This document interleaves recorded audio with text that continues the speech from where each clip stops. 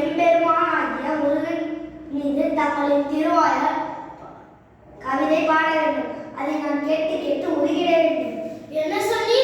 மூத்தத்தாயோர் முக்தியும் படைத்தோர் முப்புறமும் எரித்தோர் எப்புறமும் வணங்கும் என் அப்பன் பரமேஸ்வரனை பாடுவாயா?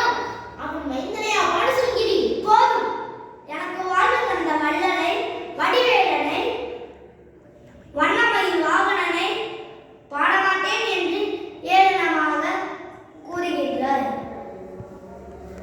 புலவனே, நான் உனக்கு 1000 பராகங்கள் கொடுத்தது போதவில்லையா? இன்னும் கேள்வி தருகிறேன். அதை வாங்கிக் கொண்டு எனது தெய்வமான முருகன் மீது பாடு. நிறுத்து. கோடி கோடியாய் பராகங்களை கொட்டி கொடுத்தாலும் இப்பிறவியிலும் மட்டும் அல்ல, எப்பிறவியிலும் அப்பனை பாடும் வாயால் சுப்பனை பாட மாட்டேன். பெட்டையை பாடும் வாயால் அது இட்ட முட்டையை பாட மாட்டேன். போ, போய்விடு.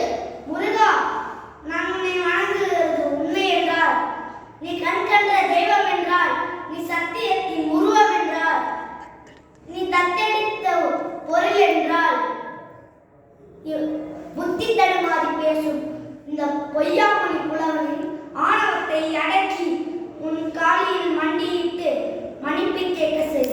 அது மட்டும் போதாது முருகா, அவன் வாயால் உன் புகழ் பாடும்படி செய். பொய்யா